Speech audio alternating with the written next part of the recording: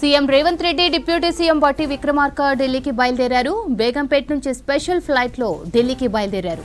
కొద్దిసేపట్లో సాయంత్రం ప్రధాని మోదీని మర్యాదపూర్వకంగా కలవనున్నారు ఇద్దరు నేతలు.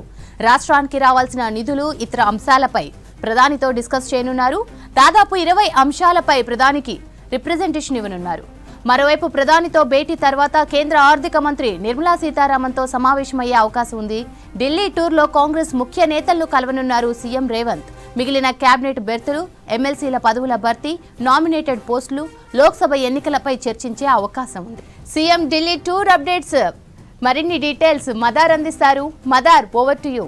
శ్రవంతి, మరి కాసేపట్లోనే ఢిల్లీ చేరుకోబోతున్నారు తెలంగాణ సీఎం రేవంత్ రెడ్డి, అలాగే డిప్యూటీ సీఎం బట్టి విక్రమార్క. ఇద్దరు కూడా సాయంత్రం 4:30 ప్రధానితో అపాయింట్మెంట్ ఫిక్స్ అయింది. ఆ భేటీలో కీలకంగా రాష్ట్రానికి సంబంధించి చాలా అంశాలు, దాదాపుగా 20 అంశాలకు సంబంధించి మెమరాండాన్ని ప్రధానికి ఇవ్వబోతున్నారు. రాష్ట్ర సీఎంగా బాధ్యతలు చేపట్టిన తర్వాత మొదటిసారి ప్రధాని కలవబోతున్నారు. మర్యాదపూర్వక భేటీ అంటున్నారు.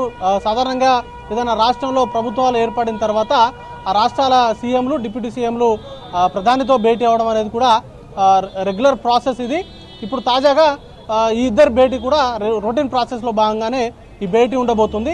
అయితే ఈ భేటీలోనే, తొలి భేటీలోనే రాష్ట్రానికి సంబంధించి చాలా అంశాలు, పెండింగ్ నిధులు కావచ్చు, లేకపోతే కేంద్ర ప్రభుత్వ పథకాలకు సంబంధించి గత ప్రభుత్వంతో ఉన్నటువంటి గ్యాప్ కారణంగా రాష్ట్రానికి రానటువంటి నిధులు సకాలంలో విడుదల చేయాలని కోరేటువంటి అవకాశం ఉంది. ముఖ్యంగా 15 ఫైనాన్స్ కమిషన్ రిపోర్ట్స్ కొంత అన్యాయం జరిగింది తెలంగాణ రాష్ట్రానికి.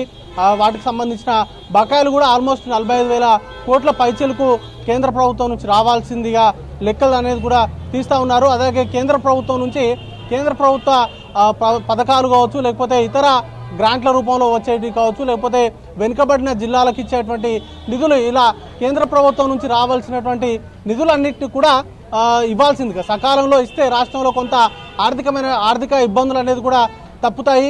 గత ప్రభుత్వం ఫైనాన్షియల్ మిస్యూజ్ వల్ల చాలా వరకు రాష్ట్రం అప్పుల కుప్పగా మారింది. జీతాలు కూడా సకాలంలో ఇవ్వలేనటువంటి పరిస్థితి కూడా ఉంది. దాంతోపాటు సంక్షేమ పథకాలకు కూడా పెద్ద ఎత్తున నిధులు అనేది కూడా కావాల్సి ఉంది. ఇప్పటికే 6 గ్యారెంటీలు ఇస్తామంటూ కూడా ప్రజలకు హామీ ఇచ్చింది కాంగ్రెస్ పార్టీ. ఇప్పటికే 2 పథకాలను కూడా సక్సెస్ఫుల్గా ఇంప్లిమెంట్ చేశారు. మిగతా పథకాలకు సంబంధించి కూడా ఇప్పటికే అప్లికేషన్లను త్వరలోనే తీసుకోబోతున్నారు. కాబట్టి వీటన్నింటినీ కూడా గ్రౌండ్ చేయాలంటే, సంక్షేమ పథకాలన్నింటినీ కూడా గ్రౌండ్ చేయాలంటే ఖచ్చితంగా కేంద్ర ప్రభుత్వం నుంచి సహకారం అందించాల్సినటువంటి అవసరం ఉంటుంది. సకాలంలో కేంద్ర ప్రభుత్వం నుంచి రాష్ట్రానికి రావాల్సినటువంటి నిధులు అనేది కూడా రావాల్సి ఉంటుంది. అవి వస్తేనే ఈ పథకాలన్నీ కూడా సక్సెస్ఫుల్గా ఇంప్లిమెంటేషన్ అవుతాయి. ఇప్పటికే రాష్ట్రంలో గణనీయంగా ఆదాయాన్ని పెంచుకోవడము ఒక మార్గము. మరోవైపు కేంద్ర ప్రభుత్వం నుంచి పెండింగ్లో ఉన్నటువంటి నిధులన్నింటినీ కూడా తీసుకొచ్చుకొని ఈ పథకాలన్నింటినీ కూడా ఇంప్లిమెంట్ చేయాలని కూడా భావిస్తూ ఉంది. దాంతోపాటు కీలకంగా ప్రాణహిత చేవెళ్ల పథకానికి జాతీయ హోదా ఇవ్వాలని కూడా విజ్ఞప్తి చేయబోతున్నారు. ఇతర కేంద్ర ప్రభుత్వాలకు సంబంధించినటువంటి పథకాలను కూడా తెలంగాణలో ఇంప్లిమెంట్ చేయడానికి, అలాగే కొన్ని స్కీమ్లకు సంబంధించిన గ్యాప్స్ అనేది కూడా ఉన్నాయి. గత ప్రభుత్వంతో ముఖ్యంగా కేసీఆర్ ప్రధానికి కలవడం కావచ్చు, లేకపోతే ఇవన్నీ కూడా ఆల్మోస్ట్ బంద్ అయింది. కేంద్ర రాష్ట్ర ప్రభుత్వాల మధ్య సంబంధాలు కూడా చాలా వరకు దెబ్బతిన్నాయి గత ప్రభుత్వ సందర్భంలో.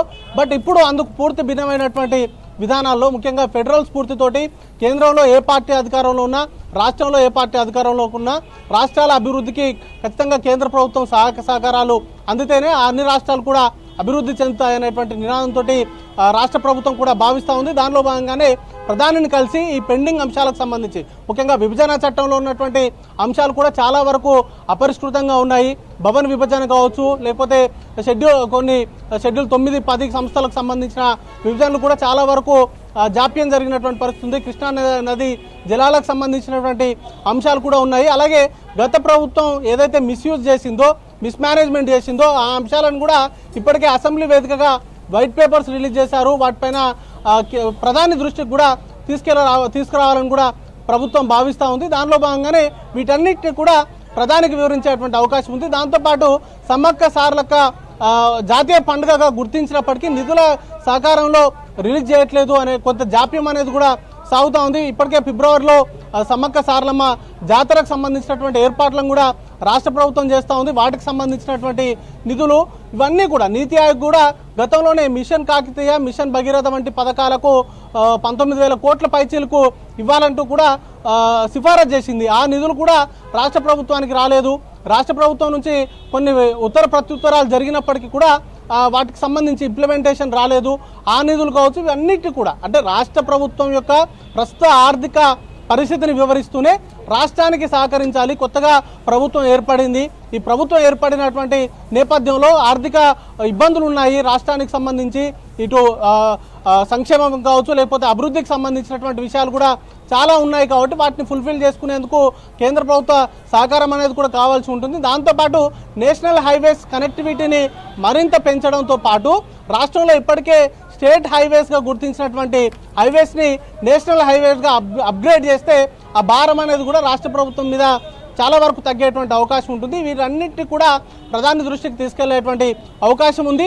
ఆ భేటీ తర్వాత, ప్రధానితో భేటీ ముగిసిన తర్వాత కేంద్ర ఆర్థిక మంత్రి నిర్మలా సీతారామన్ కూడా కలవాలని సీఎం భావిస్తూ ఉన్నట్టు తెలుస్తూ ఉంది. దానికి సంబంధించి కూడా అపాయింట్మెంట్ అడిగినట్టుగా తెలుస్తూ ఉంది. అపాయింట్మెంట్ ఖరారైన తర్వాత వారిని కూడా కలిసి రాష్ట్ర ఆర్థిక పరిస్థితులను వివరించి కేంద్ర ప్రభుత్వం నుంచి వచ్చేటువంటి నిధులను సకాలంలో విడుదల చేయాల్సిందిగా కోరేటువంటి అవకాశం ఉంటుంది. ఇక కాంగ్రెస్ పార్టీకి సంబంధించిన పార్టీ పరంగా కూడా అధిష్టాన పెద్దల్ని కలిసి కీలకమైనటువంటి అంశాలు, ముఖ్యంగా క్యాబినెట్ విస్తరణ, అలాగే ఎమ్మెల్సీల భర్తీ చేయడము, దాంతోపాటు నామినేటెడ్ పోస్టులకు సంబంధించిన భర్తీకి సంబంధించి కూడా చాలా సీరియస్ డిస్కషన్ ఉండేటువంటి అవకాశం ఉంది.